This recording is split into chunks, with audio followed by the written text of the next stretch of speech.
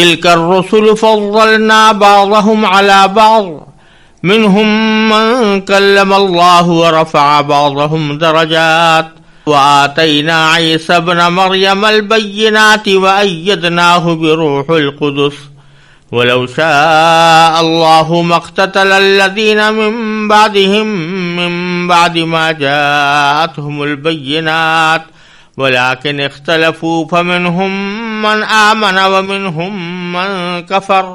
ولو شاء الله ما اقتتلوا ولكن الله يفعل ما يريد يا أيها الذين آمنوا أنفقوا مما رزقناكم من قبل أن يأتي يوم لا بيع فيه ولا خلة ولا شفاعة يا أيها الذين آمنوا أنفقوا مما رزقناكم من قبل أن يأتي يوم لا بيع فيه ولا خلة ولا شفاعة والكافرون هم الظالمون الله لا إله إلا هو الحي القيوم لا تأخذه سنة ولا نوم له ما في السماوات وما في الأرض من ذا الذي يشفع عنده إلا بإذنه يعلم ما بين أيديهم وما خلفهم ولا يحيطون بشيء من علمه إلا بما شاء وسع كرسيه السماوات والأرض ولا يؤوده حفظهما وهو العلي العظيم۔ یہ پیغمبر جو ہم نے بھیجے ہیں ان کو ہم نے ایک دوسرے پر فضیلت عطا کی ہے۔ ان میں سے بعض وہ ہیں جن سے اللہ نے کلام فرمایا اور ان میں سے بعض کو اس نے بدرجہ بلندی عطا کی، اور ہم نے عیسیٰ ابن مریم کو کھلی نشانیاں دیں اور روح القدس سے ان کی مدد فرمائی۔ اور اگر اللہ چاہتا تو ان کے بعد والے لوگ اپنے پاس روشن دلائل آ جانے کے بعد آپس میں نہ لڑتے، لیکن انہوں نے خود اختلاف کیا۔ چنانچہ ان میں سے کچھ وہ تھے جو ایمان لائے اور کچھ وہ جنہوں نے کفر اپنایا، اور اگر اللہ چاہتا تو وہ آپس میں نہ لڑتے، لیکن اللہ وہی کرتا ہے جو وہ چاہتا ہے۔ اے ایمان والو، جو رزق ہم نے تمہیں دیا ہے اس میں سے وہ دن آنے سے پہلے پہلے اللہ کے راستے میں خرچ کر لو، جس دن نہ کوئی سودا ہوگا، نہ کوئی دوستی کام آئے گی اور نہ کوئی سفارش ہو سکے گی، اور ظالم وہ لوگ ہیں جو کفر اختیار کیے ہوئے ہیں۔ اللہ وہ ہے جس کے سوا کوئی معبود نہیں، جو سدا زندہ ہے، جو پوری کائنات سنبھالے ہوئے ہے، جس کو نہ کبھی اونگ لگتی ہے نہ نیند۔ آسمانوں میں جو کچھ ہے وہ بھی، اور زمین میں جو کچھ ہے وہ بھی، سب اسی کا ہے۔ کون ہے جو اس کے حضور اس کی اجازت کے بغیر کسی کی سفارش کر سکے؟ وہ سارے بندوں کے تمام آگے پیچھے کے حالات کو خوب جانتا ہے، اور وہ لوگ اس کے علم کی کوئی بات اپنے علم کے دائرے میں نہیں لا سکتے سوائے اس بات کے جسے وہ خود چاہے۔ اس کی کرسی نے سارے آسمانوں اور زمین کو گھیرا ہوا ہے، اور ان دونوں کی نگہبانی سے اسے ذرا بھی بوجھ نہیں ہوتا، اور وہ بڑا عالی مقام صاحب عظمت ہے۔ جیسا کہ پچھلی آیات کی تشریح میں عرض کیا گیا تھا، سورہ بقرہ کے اس آخری حصے میں دو چیزوں کا خاص طور پر بیان ہے، ایک جہاد اور ایک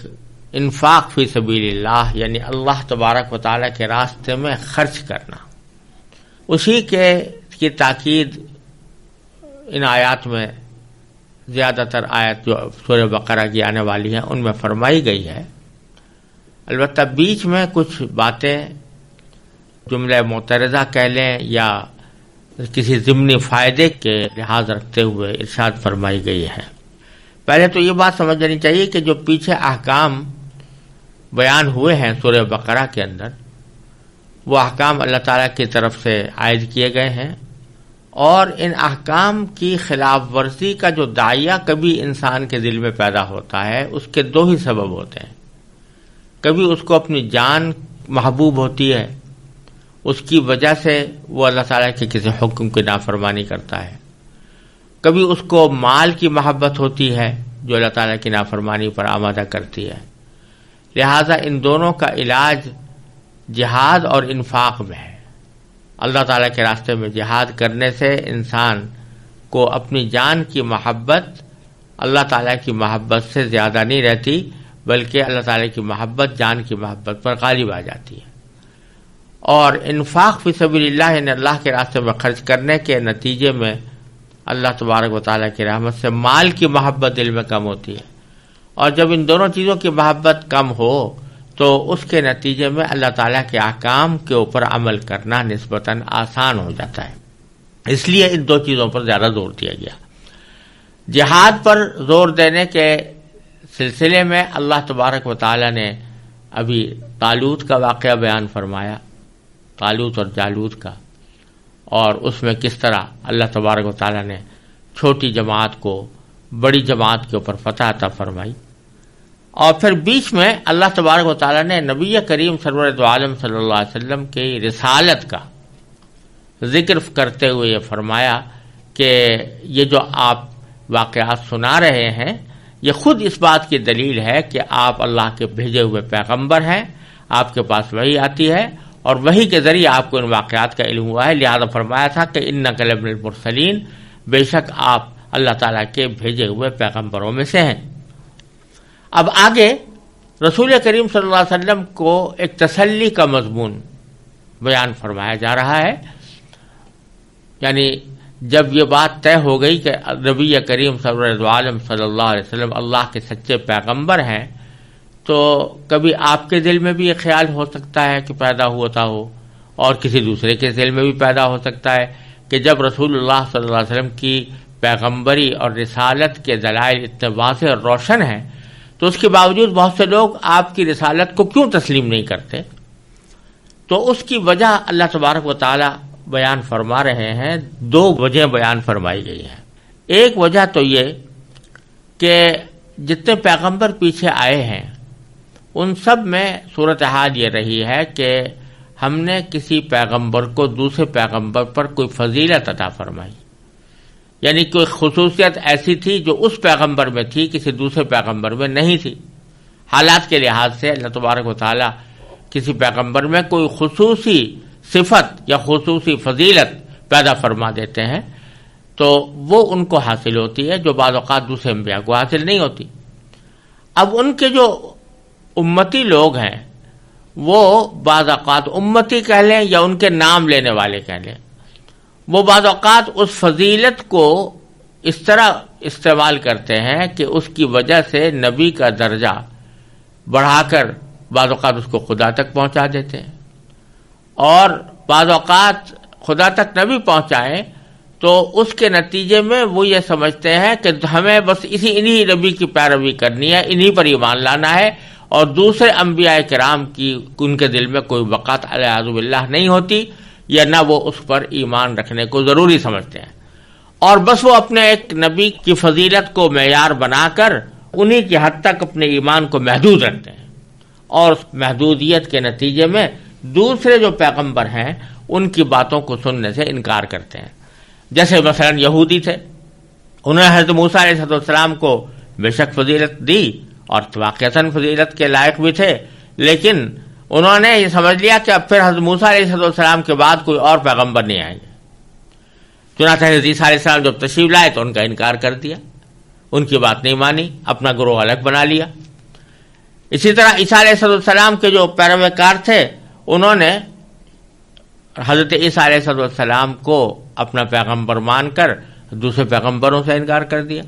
اب نبی کریم صلی اللہ علیہ وسلم جب تشریف لائے تو ان سے ان کے منکر ہو گئے۔ تو اللہ تبارک و تعالیٰ یہ بنیادی وجہ ایک یہ بیان فرما رہے ہیں کہ اللہ تبارک و تعالیٰ نے فرمایا کہ یہ ہم نے مختلف نبیوں کو ایک دوسرے پر فضیلت دی تھی، اس فضیلت کا صحیح مفہوم تو یہ تھا کہ بھئی ہیں تو سب برحق، لیکن کسی میں کوئی خصوصیت ہے، کسی میں کوئی خصوصیت ہے، ہر گلیرا رنگ و بوئے دیگر است، اس طرح اگر اس کو لیا جاتا تو کوئی خرابی پیدا نہ ہوتی، لیکن لوگوں نے اس کو اپنی گروہی تعصب کا ذریعہ بنا لیا اور دوسرے انبیاء کرام کی توہین وغیرہ شروع کر دی، تو اس سے یہ خرابی پیدا ہوئی کہ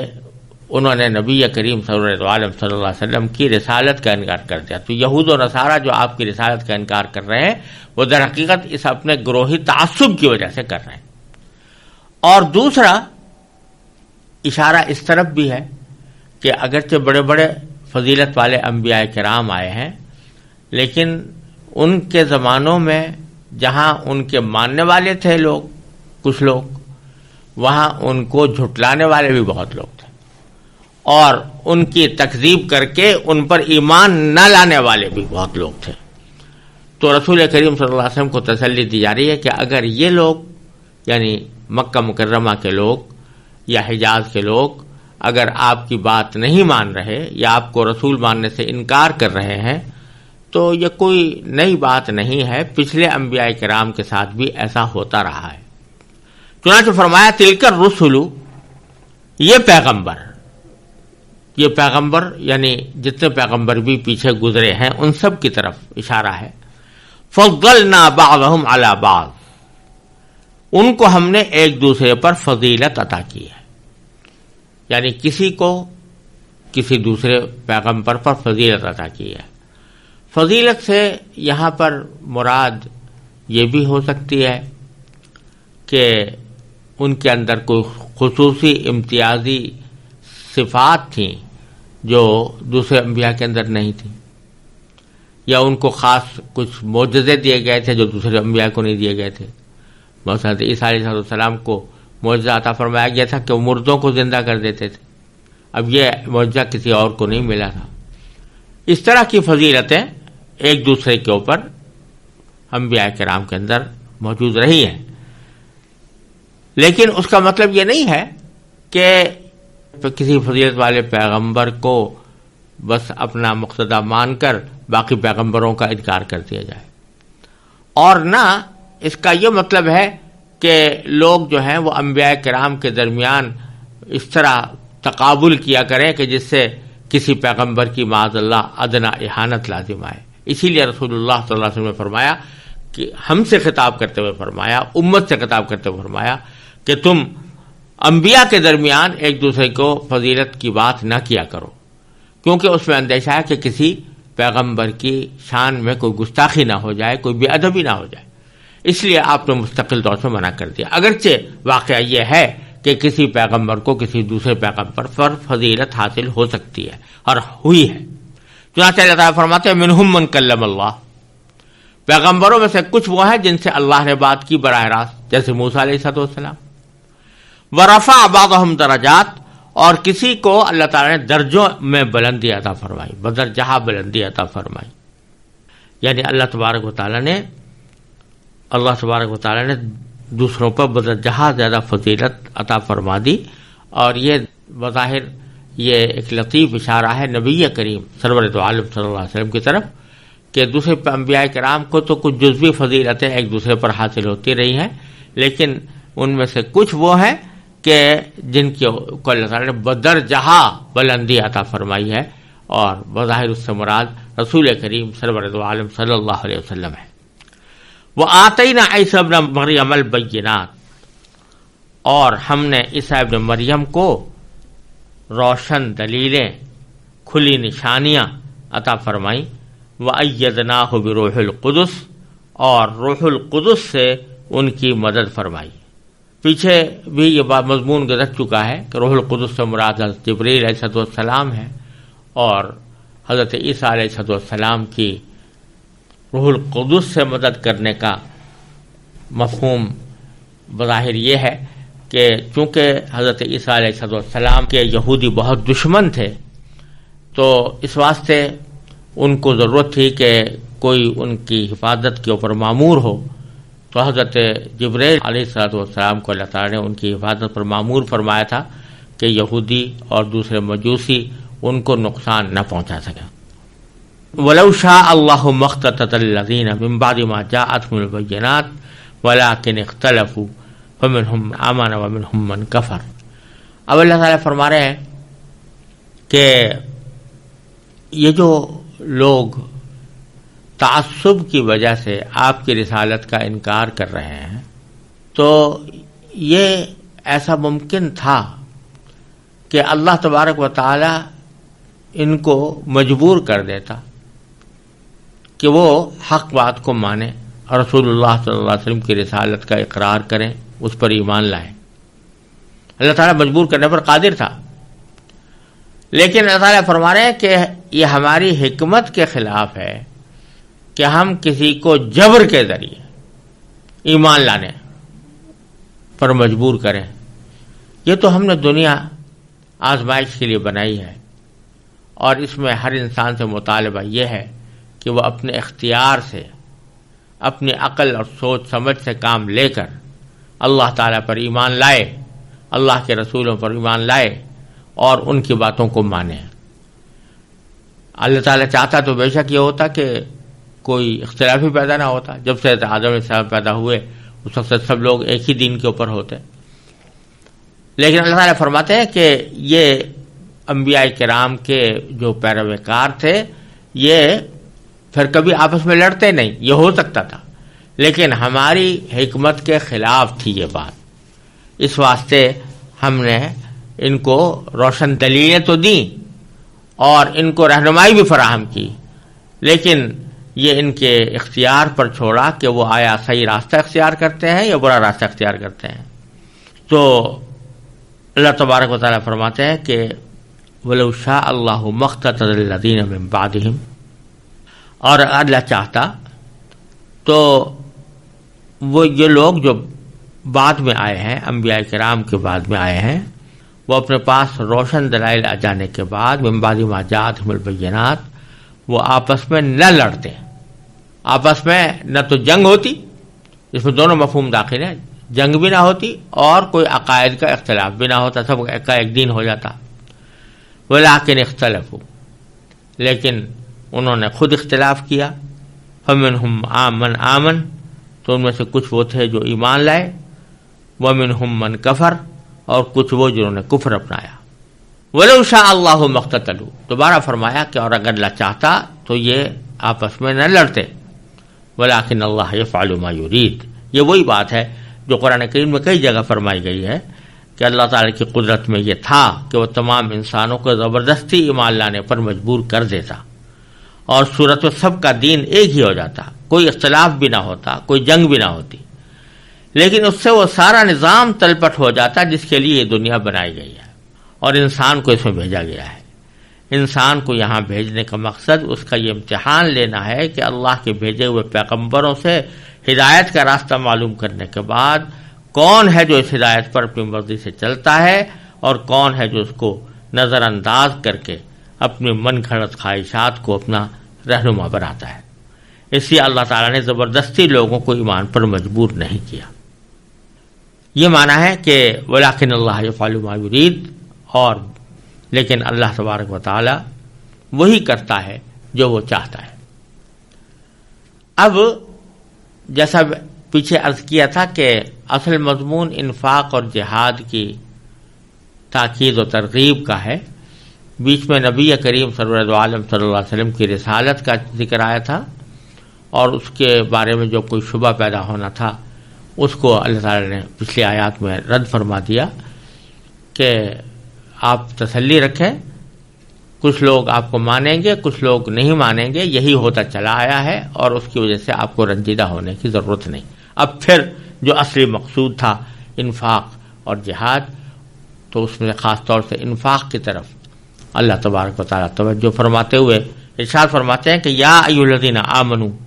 اے ایمان والو، انفقوا، خرچ کرو، اور لفظی معنی تو اس مطلق خرچ کرنے کے ہیں۔ کوئی شخص اگر فرض کرو تعیش کی چیزیں خریدنے کے لیے اوپر پیسے خرچ کرتا ہے، اس کو بھی انفاقی لغت کے اعتبار سے تو کہیں گے، لیکن قرآن کریم جب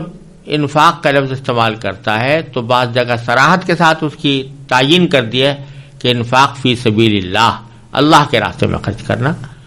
اور بعض جگہ صراحت نہیں ہے لیکن مراد یہی ہے کہ وہ خرچ کرنا جو اللہ تبارک و تعالیٰ کی خوشنودی حاصل کرنے کے لیے ہو، جس میں کوئی کسی غریب کی مدد کی گئی ہو، جس میں کسی شخص کی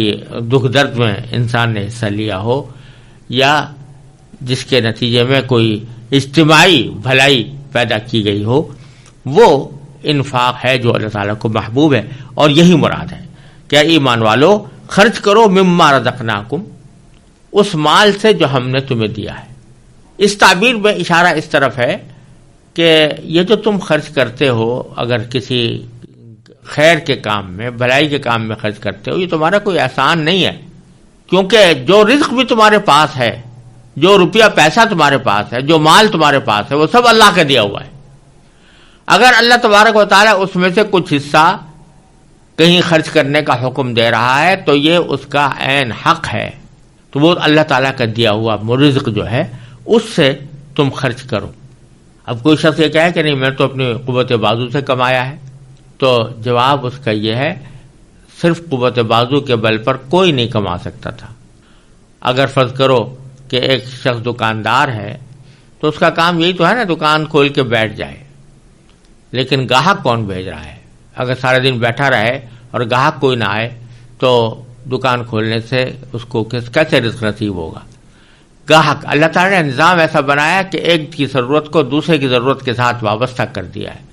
تو گاہک آتے ہیں، اس سے بکری ہوتی ہے، نفع حاصل ہوتا ہے، تو آمدنی ہوتی ہے، اور اس سے انسان اپنا کام چلاتا ہے.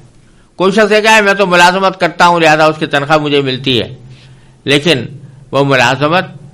کس کے ذریعے اس کے فرائض کو تم انجام دے رہے ہو؟ یہ ہاتھ جو چل رہے ہیں، یہ پاؤں جو چل رہے ہیں، یہ آنکھیں جو دیکھ رہی ہیں، یہ کان جو سن رہے ہیں، یہ سب اللہ تعالیٰ کی عطا ہے. کہیں سے بازار سے تم خرید کر نہیں لائے تھے،